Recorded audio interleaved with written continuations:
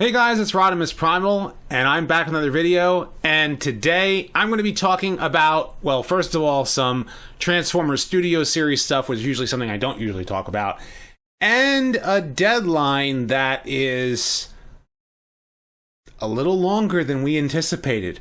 Got a lot to talk about, so sit back, relax, make sure you subscribe to the channel, and let's transform and roll out.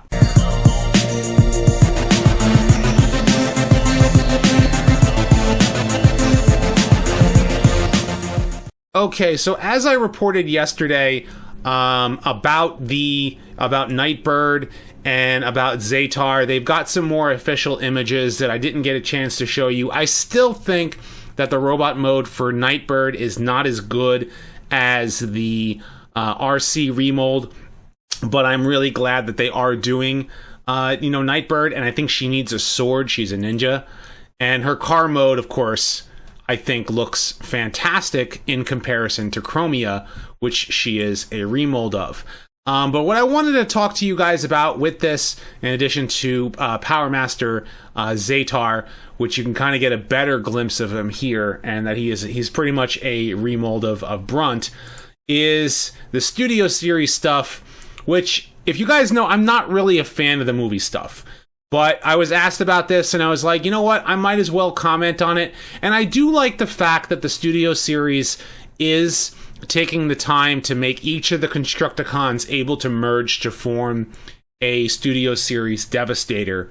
Which I don't think that's really Devastator. It's more so, I would call him Monstructor if I was to give him a name.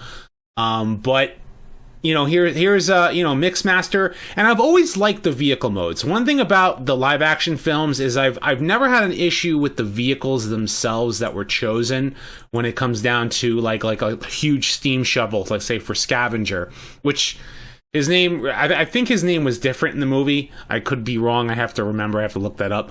But the big giant wheel that ends up getting killed and then yet is still part of Devastator somehow. It doesn't make any sense because Revenge of the Fallen didn't make a lot of sense. But the actual vehicle modes themselves look pretty good. I still don't like this design with the big giant wheel for a Decepticon. This one in particular, though, I'm actually pretty happy about, and I think it's probably one of the best ones out of all of what they've shown, and that is, of course, Dark of the Moon Shockwave. He's a leader class. He's purple. He should be purple. Shockwave should have been purple in Dark of the Moon. For whatever reason, every Decepticon is gunmetal gray. You can never figure out in any of the live action films what Decepticon is what. It's always been a problem. And he comes with two little figurines of Wheelie and Brains. And he's got a red eye, which I think he should have a yellow eye because that's Shockwave. But the live action, robot has a red eye. And I'm glad that he's purple. And he also comes with his weakness. A little figurine. You gotta laugh at this one. You absolutely have to laugh at this. He comes with a little parachute guy.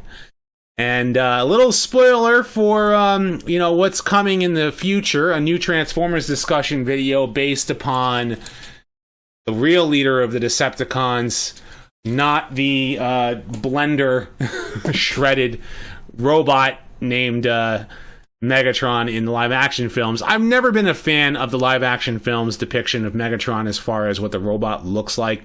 Again, I still don't mind the vehicle choices. I think a space jet is not a bad choice for a pre-Earth, Cybertronian mode. And he has his ball and chain, weapon, which is pretty cool because he used that in in the movie, me live to become my pet, so unwise, which was, a pretty cool scene in and of itself, but, I've never been a fan of this robot mode, ever, and I know I'm always critical of the live action films, and if you're a fan of the live action films, great, these toys are great, they're meant for you, and more power to you. Enjoy the live action films. I'll never ever, and I was alluding to this yesterday. I, as a G1 hardcore fan, will never say to a Bayformers fan that you're not welcome in the Transformers franchise. Of course you are. If you're part of the Unicron trilogy, you're part of the Transformers fandom. Let's all enjoy Transformers together. I don't care for the robot designs and a lot of the potty humor and the poor writing and the lack of attention on the robots and Michael Bay's explosion extravaganza with no sensible plot, things about the live action films. But if you like them, great, awesome, fantastic. You know, it's awesome to have been able to see Transformers in live action, you know, on the big screen and actually see it happen. But I wish it was a little bit more, you know, the robots were the focus. Bumblebee did a great job of doing that for a large portion of that. For a good portion of that film, even though there was a lot of human elements added in. And it kind of gave pretty much that balance that, you know, live action films should have if they're going to do a live action first Transformers movie. And I every time I watched Bumblebee, I kept on saying to myself, was like, this is how they should have done the first live action film. This is how they should have done the first live action film. You know, and of course having more robots on screen, but that's how they should have done it, and they didn't do it that way. And, you know, but a lot of people really like Michael Bay's films. They like all 5 of them. Great, awesome, you enjoy them. And I'll say that again and again and again and again. If you like Michael Bay's films, more power to you. You can enjoy Transformers just as much as we do, but please respect the fact that Transformers has been around since '84, and those of us who have been around that long, so love and enjoy Generation 1, and we want more of Generation 1. We want to see more of Generation 1, and it's clear that we're going to get pretty much all of that in future Transformers, so be prepared for that. Is this guy. Again, I've been talking about Unicron now for like the past week, I think, or 2 weeks or whatever, talking about all his features that they keep doing, and they've extended the deadline for another 38 days. Already at 5,468 backers as of this recording. They've extended the deadline. And TFW 2005 got the email because I think that they had had already put their pre-order for him in. We've been reading your comments and listening to your feedback about wanting more time. We're excited to share that we are officially extending the campaign date for Transformers War for Cybertron Unicron Haslab project through New York Comic Con, ending Sunday, October 6, 2019. We wouldn't be where we are in the campaign without our fans, and we're so appreciative of the overwhelming support on the project thus far. We want to make this dream item a reality just as much as you, and feel that this is the extension that will help us get to our 8,000 backer goal. For those that have already backed the project, your card will not be charged until the new end date of October 6, 2019. Also note that you can still cancel your order if you no longer want to be part of Transformers history. So I don't know why someone would want to cancel their order, but if you were already planning on, charging to getting this thing, stick with it. You're gonna get it. It's coming. But now this gives you up until New York Comic Con, which by the way, it's right now. It's August 29th. I will be at RetroCon or the weekend of September. I think it's the 14th or 13th and the 14th. I think it is. I'll be there both days, and I'll be there at the Cybertronic Spree concert. So, but I'll also be at New York Comic Con. So I'm excited to see this reach its goal and have Hasbro pretty much like at New York Comic Con say, guys, we did it. We hit our goal. I'll be excited to see that, because even if you're not going to back it, even if you're not going to get involved, in backing it, still don't know if I can come up with the $575 and find a place for it somewhere.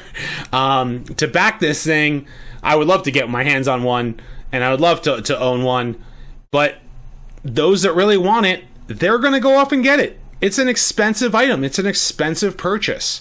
And some people, I remember seeing comments, people were saying like, oh, if they only extended it to like middle of September, I would have money. And I won't have money until then. And unfortunately, it's going to end on August 31st. And I kept on saying, I went on the Transformers official Facebook pages and their Instagram accounts, and I was commenting, guys, you need to extend this at least another month. You need to extend this at least another month. I kept on posting that. So they read my comment at least that they need to do so. And I'm actually happy about this, because this means that fans who really want this thing can get it. And I think that it is something that is a dream project to have something. Okay, people are like, oh, it's only a couple inches taller than Fortress Maximus. Do you really want a toy bigger than that? Do you really want to, like, can you really honestly fit a toy somewhere in your collection? You know, when you have a collection as large as I do, and I've seen people ask me, like, will you show off your collection?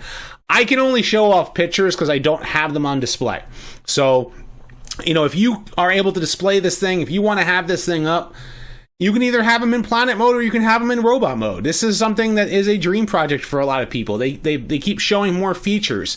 And I honestly think that they thought that they were going to get to the 8,000 backers by August 31st. I had a feeling that they were going to extend it, you know, as things went on. And apparently there's some more international stuff. I think the next campaign that we need to make and start telling Hasbro is that those who are in Europe and really want this thing, they need to be able to become part of the, you know, project too. People who are in Australia, people who are in the UK, people who are in somewhere in Europe, wherever, worldwide. If you want to get Unicron, there's got to be a way for you guys to be able to get Unicron and not pay so much of a markup because you know you're going to have the money for it and you want to pay for it, but you can't.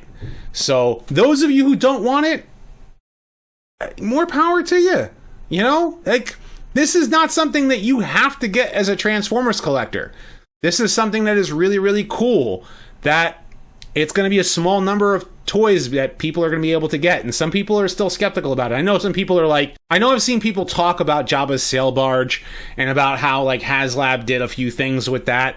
But this is something that, like, Transformers fans have really wanted for a long time, was a Unicron that is worthy of the name Unicron. And I think this toy is it. So what do you think of this extended deadline? What do you think of the Studio Series toys? You know, of course, leave your thoughts in the comment section below. If you like this video, be sure to thumbs up and subscribe. I've got more videos coming down the pipeline, so stay tuned for all that. And as always, guys, until next time, till all are one.